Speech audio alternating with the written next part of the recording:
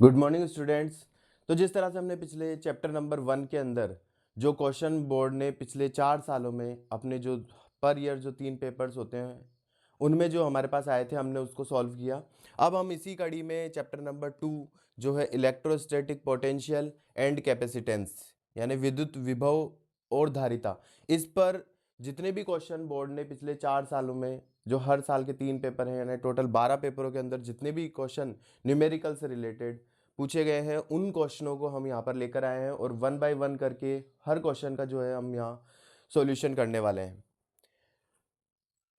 जो क्वेश्चन है जो चैप्टर वाइज बने हुए हैं उनका लिंक मैंने पिछले वीडियो में भी टेलीग्राम का लिंक डाल दिया था। इस वीडियो के डिस्क्रिप्शन में भी टेलीग्राम का लिंक भेज दिया जाएगा, जिससे हम जो क्वेश्चन है चैप्टर वाइज वो वहाँ पर भी हम इसको देख सकते हैं। बाकी मैंने इंग्लिश मीडियम में एक क्वेश्चन तो यहाँ उतार रखा है, हिंदी मीडियम वाले वहाँ से इस क्वेश्चन को देख सकते हैं। वहाँ पर पूरी PDF फाइल है जिसके अंदर सारे क्वेश्चन सीरीज में लिखे हुए हैं। अब हम इसका सॉल्यूशन स्टार्ट करते हैं। तो क्वेश्चन जो गिवन है विच ये चैप्टर नंबर 2 से है। 2025 मेन एग्जाम जो बोर्ड का होता है उसके अंदर ये क्वेश्चन पूछा गया है। क्वेश्चन है determine the equivalent capacitance between A and B.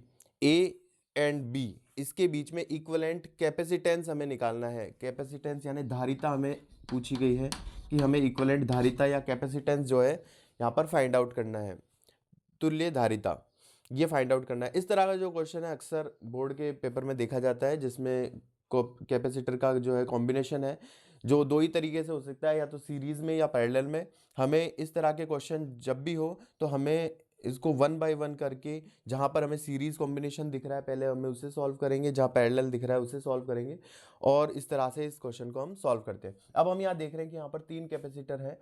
6 pico फेरेड यानी पिको का मतलब 10 की घात -12 10⁻⁻12 फेरेड, 6 पिको फेरेड, यहाँ 1 pico फेरेड, 2 pico फेरेड।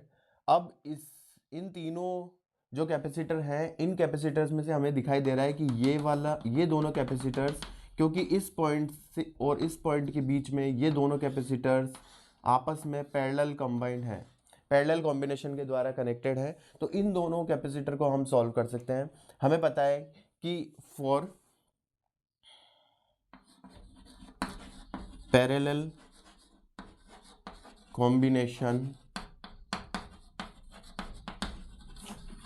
of the capacitors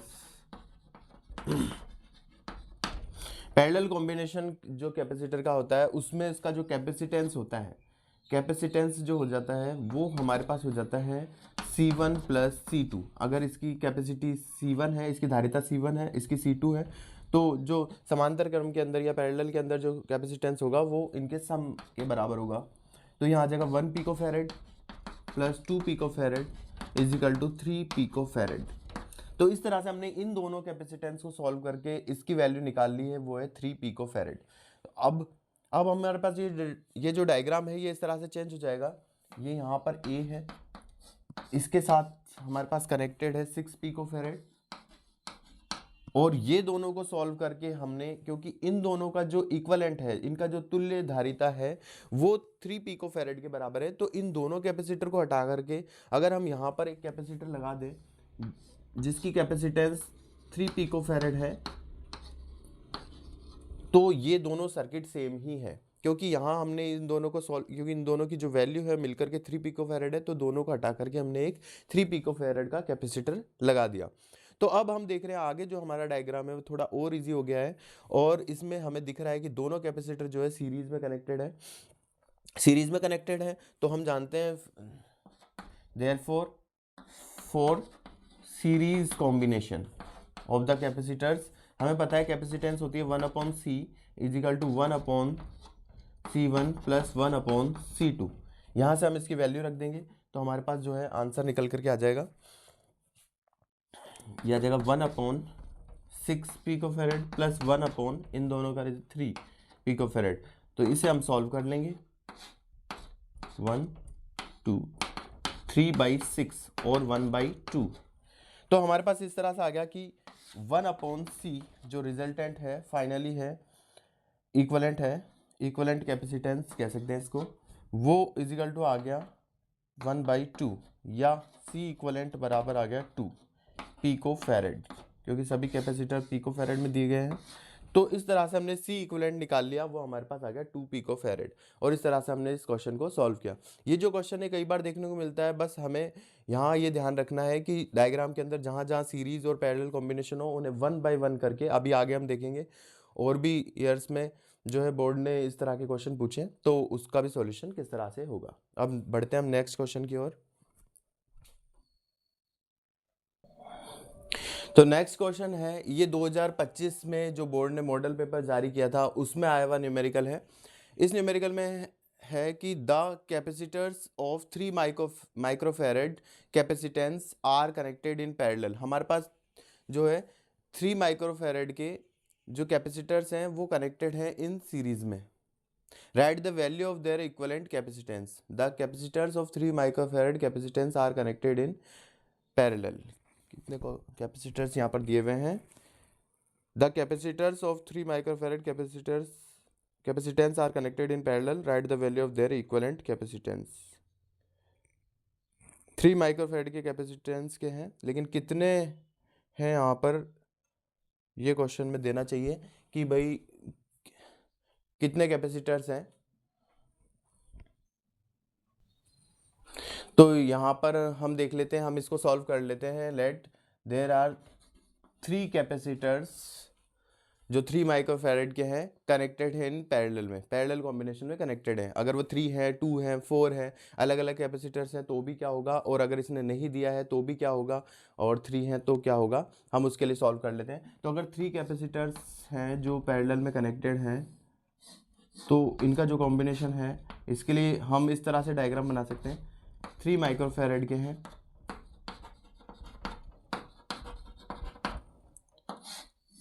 तीन कैपेसिटर्स हैं और तीनों जो है पैरेलल कॉम्बिनेशन में इस तरह से कनेक्टेड हैं। ए और बी हम इसको नाम दे देते हैं। हमें इसका इक्विवेलेंट कैपेसिटेंस फाइंड आउट करना है। तो हमें पता है कि जो इक्विवेलेंट कैपेसिटेंस होता है इन पैरेलल कॉम्बिनेशन, वो हमारे पास क्या होता है, C equivalent is equal to C1 plus C2 plus C3।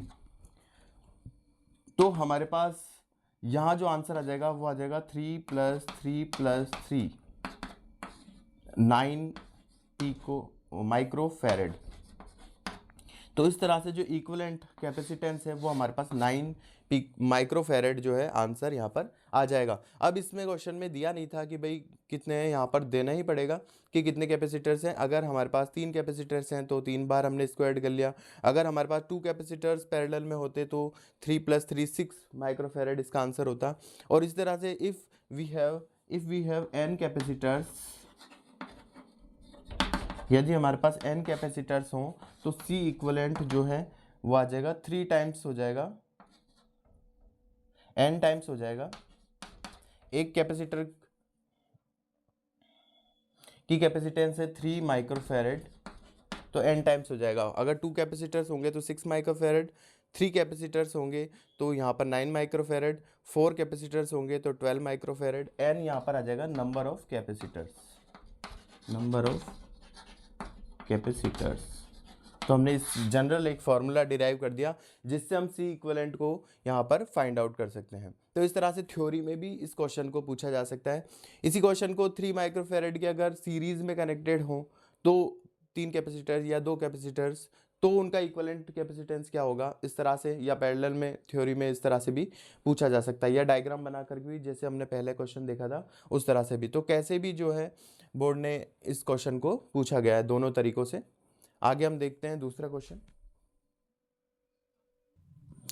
Next question जो 2024 के अंदर सप्लीमेंट्री एग्जाम में बोर्ड द्वारा पूछा गया है।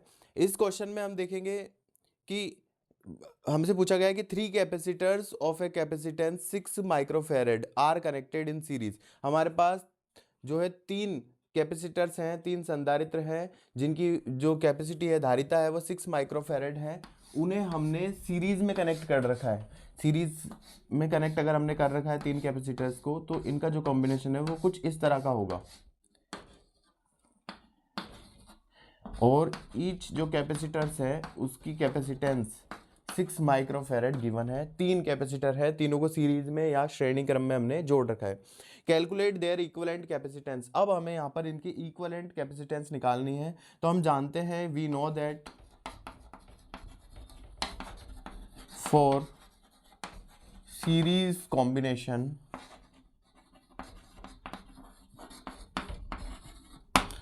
equivalent capacitance is equal to 1 upon C equivalent is equal to 1 upon C1 plus 1 upon C2 plus 1 upon C3। Therefore इनकी values हम पुट कर देंगे। 6 एलसीएम लेकर सॉल्व करेंगे। 3/6 और 1/2, यह हमारे पास जो आंसर है C equivalent 1 upon C equivalent is equal to 1/2, therefore C equivalent will be 2। और सभी की जो यूनिट है माइक्रोफेरेड है, तो आंसर माइक्रोफेरेड में आ जाएगा।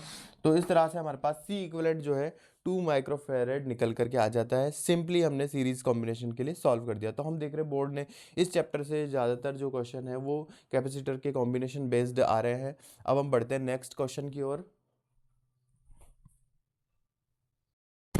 तो अगला जो क्वेश्चन है वो 2024 मेन एग्जाम जो बोर्ड का है उसमें आया हुआ है। अभी हमने देखा था जैसे कि पहला क्वेश्चन था जो अभी इससे पहले वाला था, उसमें सप्लीमेंट्री एग्जाम में आया हुआ क्वेश्चन था। सेम एज इट इज़ वही क्वेश्चन है, बस वहाँ पर जो 6 माइक्रोफेरेड के कैपेसिटर्स को सीरीज में जोड़ा गया था, यहाँ पर 3 कैपेसिटर्स वही हैं, 6 माइक्रोफेरेड भी वही वैल्यू है, लेकिन यहाँ पर जो इनका कनेक्शन है उनको सीरीज की बजाय पैरेलल में पूछा गया है और वही इक्विवेलेंट कैपेसिटेंस फाइंड आउट करना है। तो अब हमारे पास यहाँ 3 कैपेसिटर्स हैं जो पैरेलल में कनेक्टेड हैं, तो तीनों का जो सर्किट डायग्राम है वो कुछ इस तरह का होगा।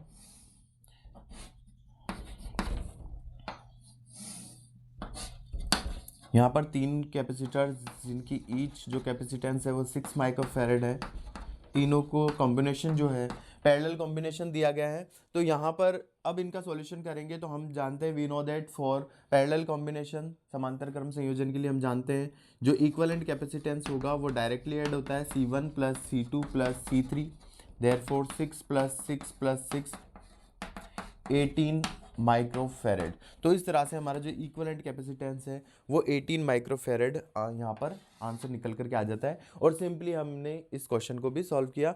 आगे हम देखते हैं नेक्स्ट क्वेश्चन। फर्स्ट चैप्टर में भी एक क्वेश्चन पूछा था, सेम क्वेश्चन यहाँ पर भी सेकंड चैप्टर में भी पूछा गया है, 2024 मेन एग्जाम में ही पूछा गया है। The value of dielectric strength for air. हमने पहले ही बताया डाइलेक्ट्रिक स्ट्रेंथ जो एयर की होती है उसकी वैल्यू 3 × 10⁶ वोल्ट पर मीटर होती है। डायरेक्टली ये क्वेश्चन कई बार बोर्ड एग्जाम में पूछा गया है, तो इसे भी ध्यान रखें। अब हम बढ़ते हैं नेक्स्ट क्वेश्चन की ओर। एक और छोटा क्वेश्चन हम यहाँ कर लेते हैं जो 2024 का बोर्ड का जो मॉडल पेपर है उसमें पूछा गया है। इस क्वेश्चन में पूछा गया है कि the correct relation between electric field and electric potential. Electric field और पोटेंशियल इनके बीच में रिलेशन पूछा है, MCQ है। तो हमें डायरेक्टली ध्यान है कि E इज इक्वल टू होता है -dV/dr। ये इलेक्ट्रिक फील्ड और पोटेंशियल के बीच में रिलेशन है, विद्युत क्षेत्र और विभव में संबंध है। तो इस संबंध को डायरेक्टली ध्यान रखें, MCQ में पूछा गया क्वेश्चन है। नेक्स्ट क्वेश्चन जो है उसमें 2023 का जो बोर्ड का मेन एग्जाम है उसमें जो न्यूमेरिकल है वो पूछा गया है।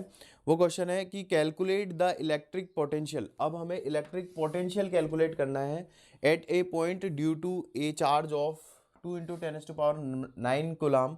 एक चार्ज है Q जिसकी वैल्यू है 2 × 10⁹ कूलम। ये एक चार्ज है located 9 × 10⁻⁴ metre away from it. तो इससे एक पॉइंट है जो कितनी डिस्टेंस पर r is equal to 9 × 10⁻⁴ metre, इतनी डिस्टेंस पर कोई पॉइंट है, let this point is P। इस पॉइंट पर हमें इलेक्ट्रिक पोटेंशियल फाइंड आउट करना है, विद्युत विभव की वैल्यू निकालनी है। विद्युत विभव अब हम जानते हैं इसका सॉल्यूशन अगर हमें करना हो तो हम इसको जानते हैं कि by the definition of electric potential, विद्युत विभव की परिभाषा से विभव V इज इक्वल टू होता है किसी पॉइंट चार्ज के कारण r डिस्टेंस पर जो विभव होता है, पोटेंशियल होता है, वो होता है KQ/R। ये फॉर्मूला हम जानते हैं। सिंपली हम इस फॉर्मूले को अप्लाई करेंगे कि की जो वैल्यू होती है वो 9 × 10⁹ Q, यहाँ पर चार्ज की जो वैल्यू है वो गिवन है 2 × 10⁹ अपॉन, यहाँ जो डिस्टेंस है वो डिस्टेंस गिवन है 9 इंटू 10⁻⁻⁴। तो हम इसको सिंपली सॉल्व करेंगे तो हमारे पास ये आंसर जाएगा 2 इंटू 10⁻22 पोटेंशियल, इलेक्ट्रिक पोटेंशियल। तो ये इस तरह से हमारे पास जो है इलेक्ट्रिक पोटेंशियल यहाँ निकल करके आ जाएगा। और अगर हम यूनिट रखना चाहें तो के की, क्यू की और आर की, तीनों की रख देंगे, या पोटेंशियल है वोल्ट के अंदर हमारे पास निकल करके आ जाएगा।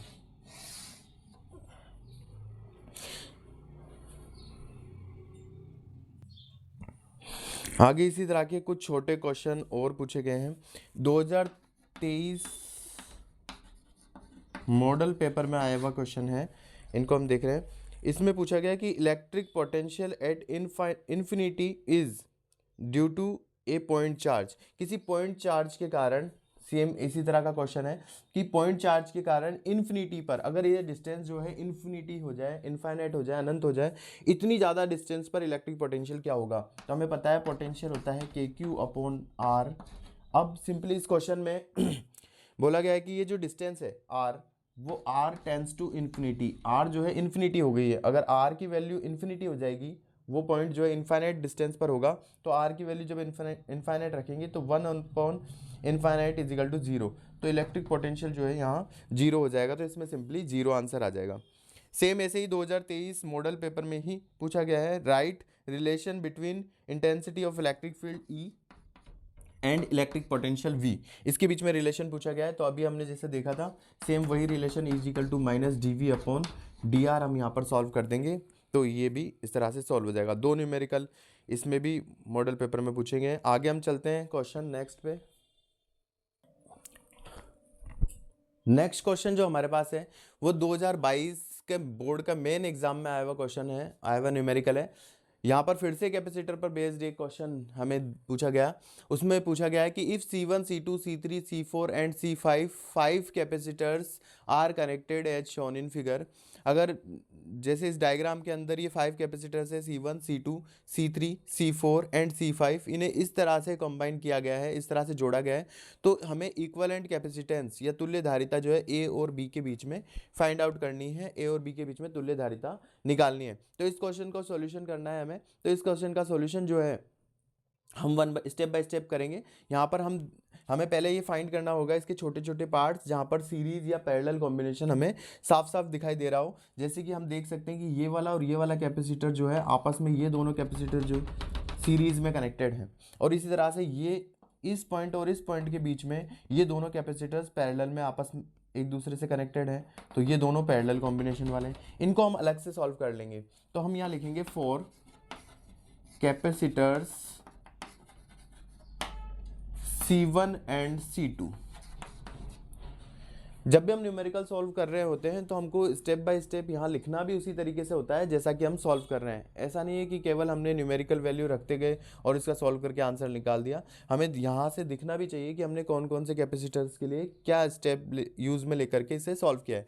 जैसे हमने लिखा कि 4 कैपेसिटर्स C1 एंड C2, तो C1 एंड C2 के लिए because they are connected in series for their series combination, for their series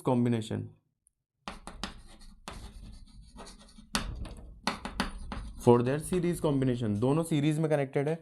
तो इनके लिए जो इक्विवेलेंट होगा वो इक्विवेलेंट कैपेसिटेंस हो जाएगा 1/40 माइक्रोफैरेड प्लस 1/40 माइक्रोफैरेड। तो इसे हम जब सॉल्व करेंगे तो ये हमारे पास आ जाएगा 1/20, या C इक्वलेंट जो इसका होगा C डैश हम इसे कह दें, तो ये हमारे पास आ जाएगा 20 माइक्रोफैरेड। तो इस तरह से हमने इन दोनों सीरीज का जो सॉल्यूशन है वो निकाल लिया यहाँ इक्वेशन नंबर 1 में। सिमिलरली जब हमें C3 और C4 यहाँ जो पैरेलल में कनेक्टेड है, for the parallel combination of C3 and C4, इसके लिए जो इक्वलेंट होगा C डबल डैश इसे हम कह देते हैं, ये हमारे पास हो जाएगा C3 plus C4 20 plus 20 is equal to 40 microfarad. तो इस तरह से ये इक्वेशन 2 के अंदर हमें इन दोनों का जो पैरेलल कॉम्बिनेशन है उसका सॉल्यूशन भी हमने यहाँ पर लिख दिया। अब जो है ये क्वेश्चन में क्योंकि हमने इसको पैरेलल को सॉल्व कर दिया है, इसकी वैल्यू 40 माइक्रोफेरेड आ गई है, तो हम यहाँ पर इन दोनों की जगह केवल एक कैपेसिटर यूज में ले सकते हैं।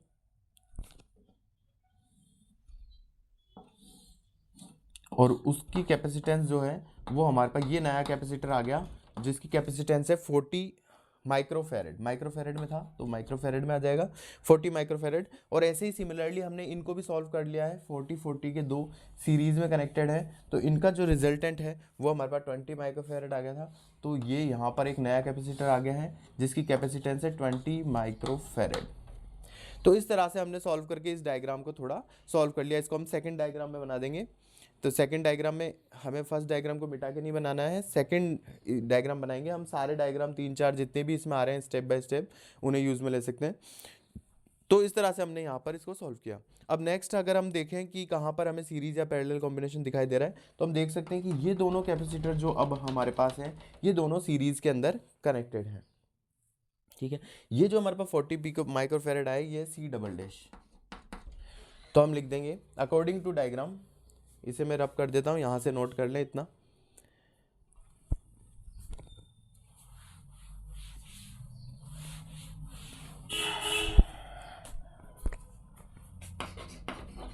अकॉर्डिंग टू डायग्राम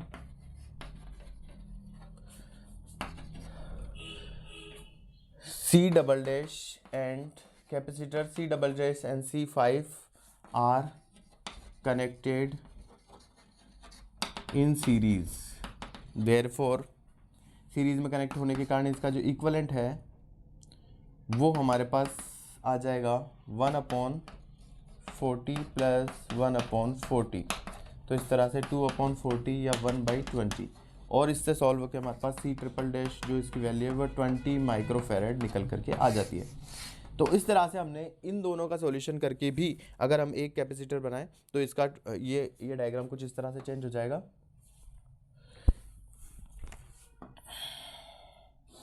ऊपर हमारे पास यहाँ कैपेसिटर है जिसकी कैपेसिटेंस 20 माइक्रोफेरेड है, और यहाँ भी एक कैपेसिटर, इन दोनों का रिजल्टेंट एक कैपेसिटर आ गया है जिसका जो कैपेसिटेंस है वो 20 माइक्रोफेरेड है। और इस तरह से जो है अब हमारा डायग्राम चेंज हो गया है। तो हम देख रहे हैं फाइनली अब हमारे जो डायग्राम में है वहाँ पर केवल दो कैपेसिटर्स हमारे पास है और दोनों जो है आपस में पैरेलल कॉम्बिनेशन में है, समांतर क्रम में है। अब अगर हमें इसका सॉल्यूशन करना है, therefore capacitance therefore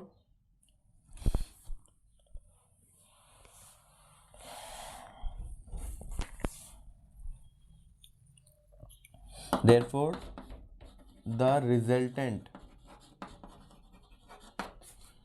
capacitance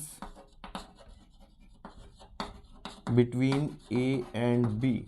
तो A और B के बीच में जो रिजल्टेंट कैपेसिटेंस है वो पैरेलल कॉम्बिनेशन के कारण आ जाएगा C equivalent is equal to C जो ट्रिपल डैश है और डबल डैश है जो है दोनों का सम आ जाएगा 20 plus 20 is equal to 40 microfarad.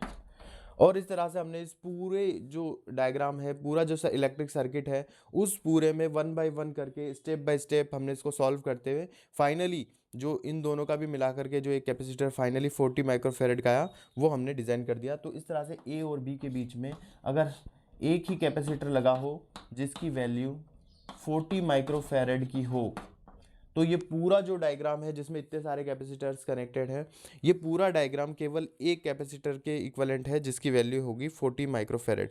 तो या तो हम इस तरह से इतने सारे कैपेसिटर्स को ऐसे कनेक्टेड करें जैसा कि क्वेश्चन में दिया गया था, या फिर हम केवल एक 40 माइक्रोफेरेड का कैपेसिटर लगा दें। दोनों जो सर्किट हैं वो इलेक्ट्रिकली जो है इक्विवेलेंट होंगे, एक दूसरे के तुल्य होंगे। तो इस तरह से इसका आंसर जो है 40 माइक्रोफेरेड आ जाएगा। नेक्स्ट क्वेश्चन हम देखते हैं जो 2022 का जो बोर्ड का मॉडल पेपर है उसमें पूछा गया है। इसमें भी हमें जो है कैपेसिटर्स का कॉम्बिनेशन दिया गया है यहाँ पर। तो इसमें हम देख रहे हैं हमें कैलकुलेट करना है equivalent capacitance between A and B, A और बी के बीच में इक्विवेलेंट कैपेसिटेंस हमें कैलकुलेट करना है, जिसके लिए ये डायग्राम हमारे सामने है।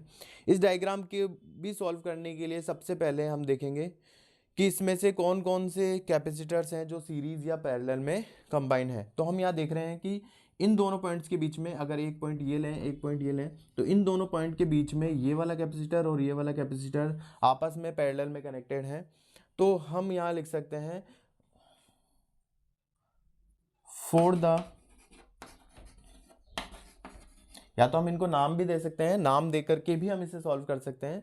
जैसे हम इसको नाम देते हैं let this capacitor C1 C2 C3, तो हम इस तरह से भी सॉल्व कर सकते हैं, या हम डायरेक्टली भी लिख सकते हैं। पर हमें बताना जरूरी है कि हम कौन कौन से कैपेसिटर्स हैं और सीरीज में कनेक्टेड हैं या पैरेलल में हैं जिन्हें हम सॉल्व कर रहे हैं। तो हम लिखेंगे for the parallel combination of the two capacitors having capacitance 5 microfarad each will be, तो हमारे पास दो कैपेसिटर जो 5 माइक्रोफैरेड के हैं, दोनों आपस में पैरेलल में कनेक्टेड हैं, उनके कारण जो उनके कॉम्बिनेशन के कारण जो इक्विवेलेंट कैपेसिटेंस होगा, the equivalent capacitance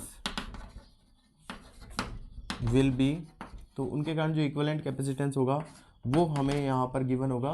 parallel combination के लिए हमें पता है कि C1 plus C2 directly add होता है, तो 5 microfarad plus 5 microfarad is equal to answer हमारे पास आ जाएगा 10 माइक्रोफैरेड।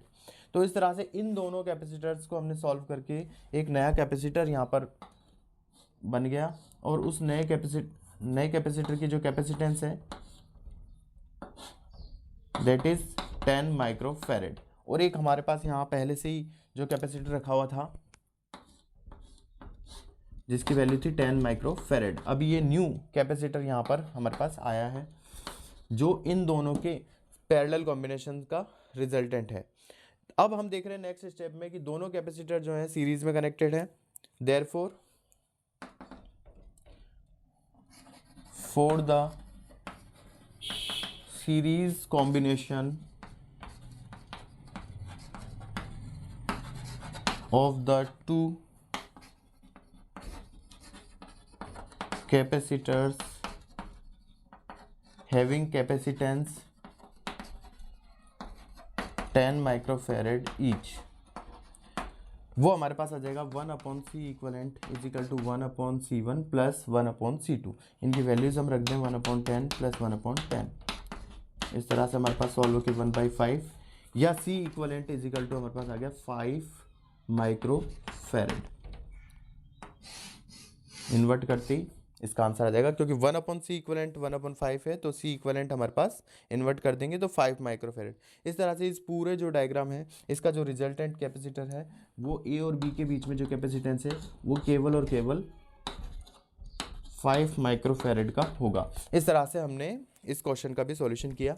तो हमने देखा कि इस चैप्टर में मोस्टली जो क्वेश्चन है कैपेसिटर के कॉम्बिनेशन पर बेस्ड जो है पूछे गए। जितने भी तरह के हमने यहाँ देखे वो उनका हमने सॉल्यूशन करा, और इसी तरह से और भी डायग्राम जो है वो अलग डायग्राम बना करके पूछा जा सकता है, लेकिन कॉम्बिनेशन चाहे जैसा हो उसमें हमें उसके छोटे छोटे पार्ट्स को सेलेक्ट करना है जिसमें हम सीरीज़ और पैरेलल कॉम्बिनेशन को देख पाएँ। उनको हमको स्टेप बाय स्टेप सॉल्व करते जाना है। डायग्राम जितने भी आएंगे सारे डायग्राम ड्रॉ करते जाना है, अच्छे से बताते जाना है कि किस किस कैपेसिटर को सीरीज़ में है, कौन सा पैरेलल में है, और उनका सॉल्यूशन हम कैसे करते जा रहे हैं, और ध्यानपूर्वक हम स्टेप बाय स्टेप इसको सॉल्व करते जाएंगे तो जो है हमारे पास आंसर निकल करके आ जाएगा। तो इस तरह से इस चैप्टर के जो 2022 तक के जो हर साल 3 पेपर आते हैं उनमें से हमने सॉल्यूशन इसका करा। वीडियो के डिस्क्रिप्शन में ही टेलीग्राम का लिंक है जिसके अंदर आपको ये जो क्वेश्चन है चैप्टर वाइज जो भी क्वेश्चन आए हुए हैं हिंदी मीडियम इंग्लिश मीडियम दोनों मिल जाएंगे, और सारे चैप्टर के क्वेश्चंस उसमें मिल जाएंगे बोर्ड के पिछले आए हुए और चैप्टर वाइज है। उन क्वेश्चन को देख लें, उन क्वेश्चन को देख लेंगे तो वहाँ से क्वेश्चन जो है हम यहाँ पर भी मैं लिख रहा हूँ इंग्लिश मीडियम में, बाकी उससे भी जो है क्वेश्चन को अगर हम देख लेंगे तो हमें पता चल जाएगा कि कौन सा क्वेश्चन सॉल्व हो रहा है। और उसके अलावा अगर कोई क्वेश्चन रहता है या कोई इंक्वायरी है, कुछ पूछना है तो टेलीग्राम पर भी मैसेज कर सकते हैं या यूट्यूब के इसी वीडियो के नीचे भी मैसेज कर सकते हैं, वहाँ आपको सॉल्यूशन मिल जाएगा। और भी कोई न्यूमेरिकल वगैरह हो जिसका सॉल्यूशन चाहिए तो उसे टेलीग्राम पर अगर सेंड कर देंगे तो फिर उसका सॉल्यूशन भी मैं यहाँ पर वीडियो के साथ में लास्ट में कर दिया करूँगा। Thank you.